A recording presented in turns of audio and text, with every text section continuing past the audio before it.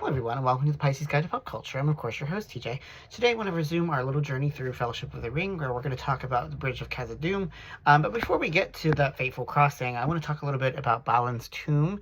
And I think, as I mentioned last time, there's something deeply poignant and sad and melancholic about this whole sequence where we're encountering, the shadow of Moria, of this kingdom that once was.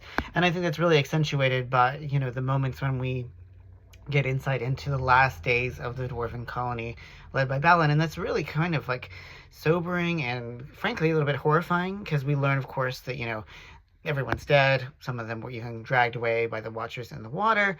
And I think that, given that, Gimli can't help but be upset because, of course, Owen is a kinsman, as is Balin. So, it's a really haunting moment. But, fragmentary because so much of, the world that they live in is itself fragments, including the Book of Mazarbul.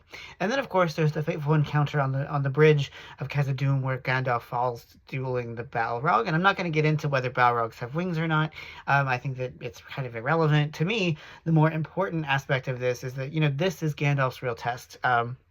At least in Fellowship, where he has to face down this monstrous evil and then ends up falling. And it's a poignant and powerful and emotionally devastating chapter. And, it's kind of an interesting thought experiment to try to recapture what it's like to read this going in fresh. Like if you don't know anything about this book and then you're thinking, oh my God, this character that we've known since The Hobbit and that has been the sort of like brains of the outfit is now falling. And I think this chapter really conveys the Fellowship's sense of devastation.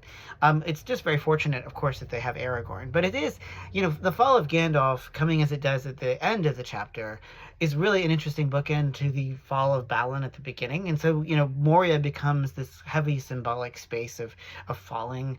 But unlike with Balin, who, of course, there was no salvation, there was no resurrection of the Dwarven Kingdom, Gandalf, of course, will, as we know, rise up as Gandalf the White as a result of his battle with the Balrog. So there's a lot of sort of interesting elements, a little interesting narrative positions and patterns in this chapter that I think really accentuate some of the larger thematic issues of the book as a whole, but certainly of this whole sojourn within the Mines of Moria, which is a site, where ambitions, where light, where joy goes to die.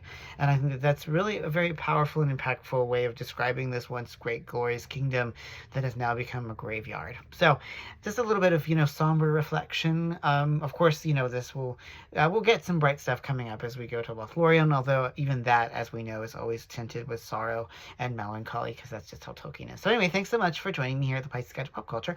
I'm your host, TJ. Take care, y'all.